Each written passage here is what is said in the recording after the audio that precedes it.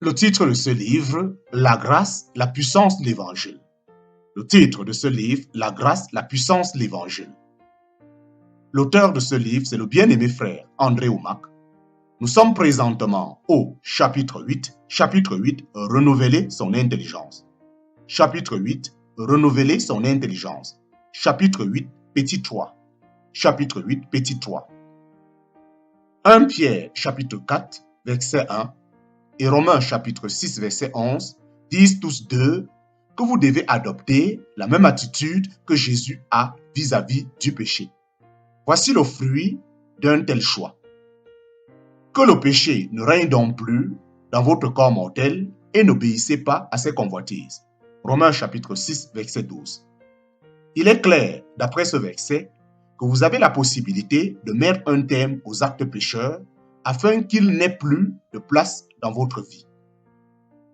La nature du péché elle-même est morte et a disparu, mais c'est à vous de déterminer si vous allez, d'après l'ancienne programmation, lui permettre de régner au travers du corps qu'elle a laissé derrière elle.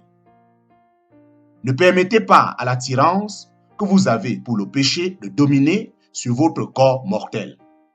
À cause d'une ancienne façon de penser. Cet ordre de la parole prouve que vous avez la capacité d'interdire au péché de régner dans votre vie. Vous n'êtes plus sous la loi. Vous n'êtes plus sous la loi.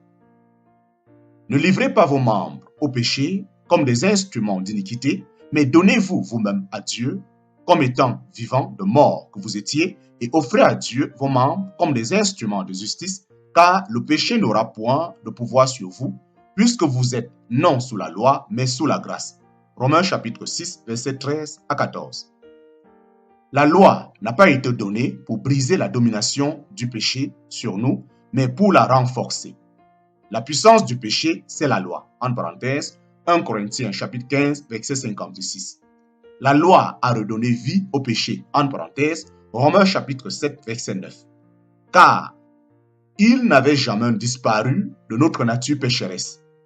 Les gens ont fort de penser que tout serait réglé s'ils arrêtaient de commettre des péchés. Même s'ils y parvenaient, en parenthèse, ce qui est impossible, et qu'ils limitaient le nombre des actes de péché, en parenthèse, ce qui leur donnerait une bonne conscience, ils ne pourraient pas se débarrasser de leur nature pécheresse. Dieu n'a pas donné une liste de règles à Adam et Ève. Dieu n'a pas donné une liste de règles à Adam et Ève. La loi n'a pas été donnée pour briser la domination du péché sur nous, mais pour la renforcer. La puissance du péché, c'est la loi. En parenthèse, 1 Corinthiens chapitre 15, verset 56. La loi a redonné vie au péché. En parenthèse, Romains chapitre 7, verset 9. Car il n'avait jamais disparu de notre nature pécheresse. Les gens ont tort de penser que tout serait réglé s'ils arrêtaient de commettre des péchés. Même s'ils y parvenaient, en parenthèse, ce qui est impossible, et qu'ils limitaient le nombre des actes de péché, en parenthèse, ce qui leur donnerait une bonne conscience, ils ne pourraient pas se débarrasser de leur nature pécheresse. Elle serait quand même là. Elle serait quand même là, bien que dormante. Elle serait quand même là, bien que dormante. Son influence pourrait toutefois être réduite par de bonnes œuvres, mais cela ne change rien à cette vérité. Les bonnes actions sont incapables de changer une nature spirituelle. Elle serait là quand même. Elle serait quand même là, bien que dormante.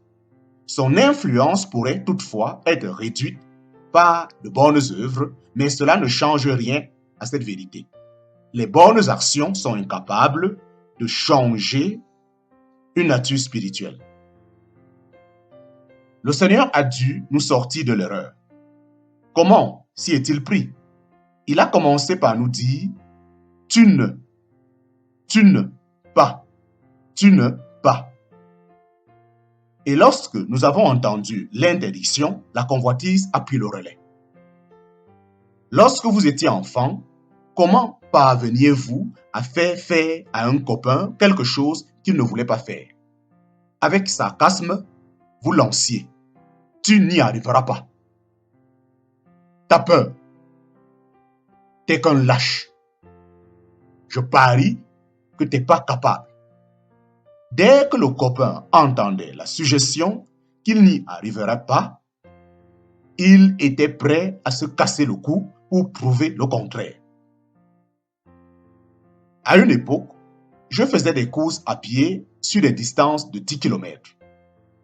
Un jour, à environ 40 mètres de la ligne d'arrivée, un concurrent commença à me dépasser.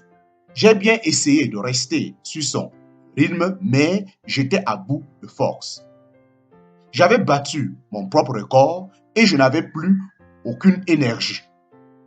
L'autre coureur, sentant que je m'efforçais tout de même de le talonner, me regarda par-dessus son épaule et me mit au défi.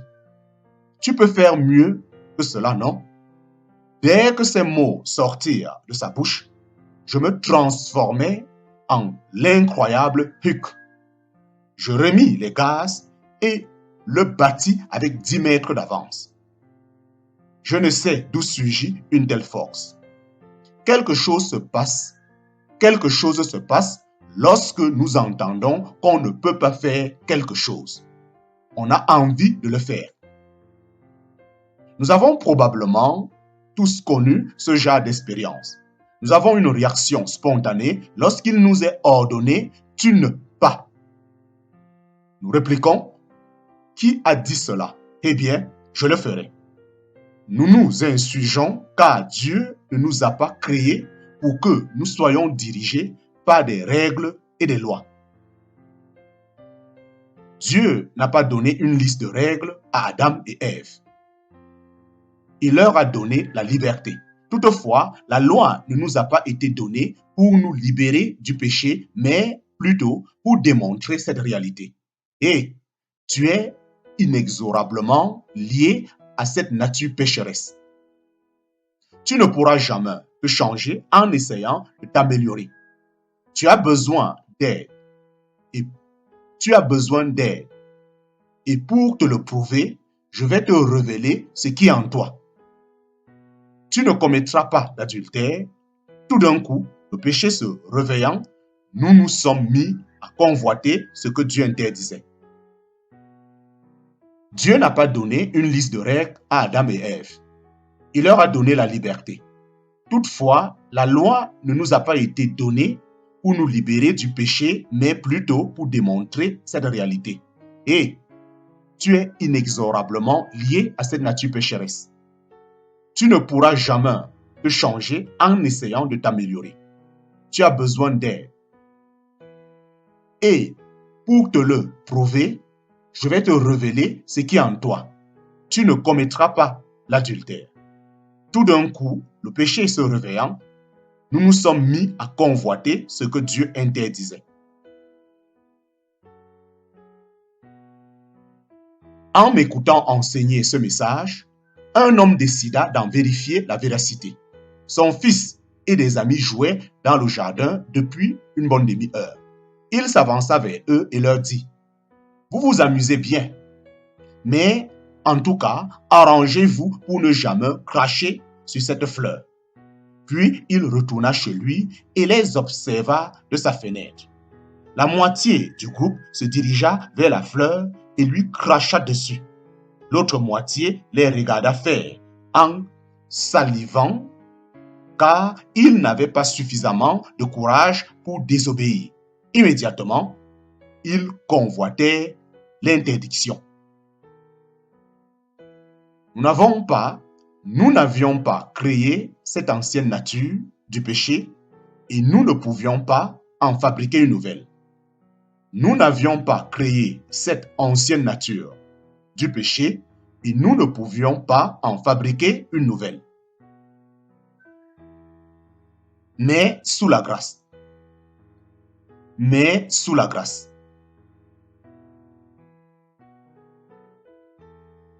En m'écoutant enseigner ce message, un homme décida d'en vérifier la véracité.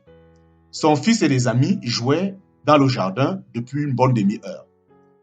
Il s'avança vers eux et leur dit « Vous vous amusez bien, mais en tout cas, arrangez-vous pour ne jamais cracher sur cette fleur. » Puis il retourna chez lui et les observa de sa fenêtre. La moitié du groupe se dirigea vers la fleur et lui cracha dessus. L'autre moitié les regarda faire en salivrant, car ils n'avaient pas suffisamment de courage pour désobéir. Immédiatement, ils convoitaient l'interdiction. Mais sous la grâce. Voilà exactement ce que fit la loi.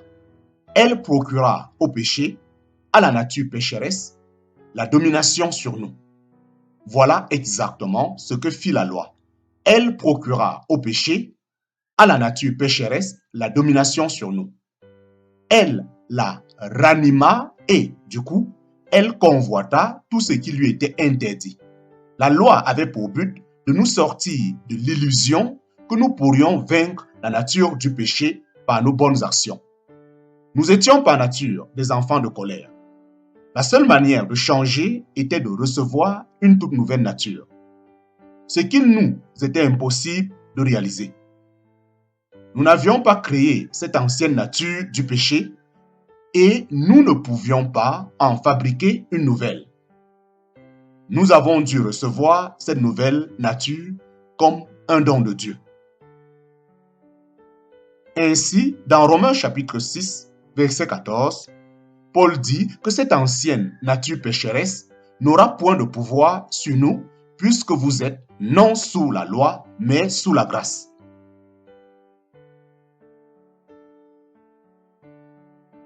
Voilà exactement ce que fit la loi. Elle procura au péché, à la nature pécheresse, la domination sur nous. Elle la ranima et, du coup, elle convoita tout ce qui lui était interdit. La loi avait pour but de nous sortir de l'illusion que nous pourrions vaincre la nature du péché par nos bonnes actions. Nous étions par nature des enfants de colère. La seule manière de changer était de recevoir une toute nouvelle nature. Ce qu'il nous était impossible de réaliser. Nous n'avions pas créé cette ancienne nature du péché et nous ne pouvions pas en fabriquer une nouvelle. Nous avons dû recevoir cette nouvelle nature comme un don de Dieu. Ainsi, dans Romains chapitre 6, verset 14, Paul dit que cette ancienne nature pécheresse n'aura point de pouvoir sur vous, puisque vous êtes non sous la loi, mais sous la grâce. Fin du chapitre 8. Fin du chapitre 8. Chapitre 9. Chapitre 9. Qui servez-vous? Chapitre 9. Qui servez-vous? Afin que, comme le péché a régné par la mort, ainsi la grâce régna par la justice pour la vie éternelle par Jésus-Christ notre Seigneur. Romains chapitre 5, verset 21. Afin que, comme le péché a régné par la mort, ainsi la grâce régna par la justice pour la vie éternelle par Jésus-Christ notre Seigneur. Romains chapitre 5, verset 21. Autrefois, le péché a régné par la mort, mais maintenant, la grâce règne pour la vie éternelle. C'est un fait, la grâce règne. Lorsque vous comprenez ce qu'est la grâce de Dieu, la vie éternelle agit en vous de la même manière que la loi de l'Ancien Testament ravivait en vous la convoitise. Autrefois, le péché a régné pour la mort, mais maintenant, la grâce règne pour la vie éternelle. C'est un fait. La grâce règne. Lorsque vous comprenez ce qu'est la grâce de Dieu, la vie éternelle agit en vous de la même manière que la loi de l'Ancien Testament ravivait en vous la convoitise. Soumis à Jésus ou à Satan? Soumis à Jésus ou à Satan? Quoi donc? Pécherons-nous parce que nous sommes non sous la loi, mais sous la grâce, loin de là? Romains chapitre 6, verset 15. Quoi donc? Pécherons-nous parce que nous sommes non sous la loi, mais sous la grâce, loin de là. Romains chapitre 6, verset 15.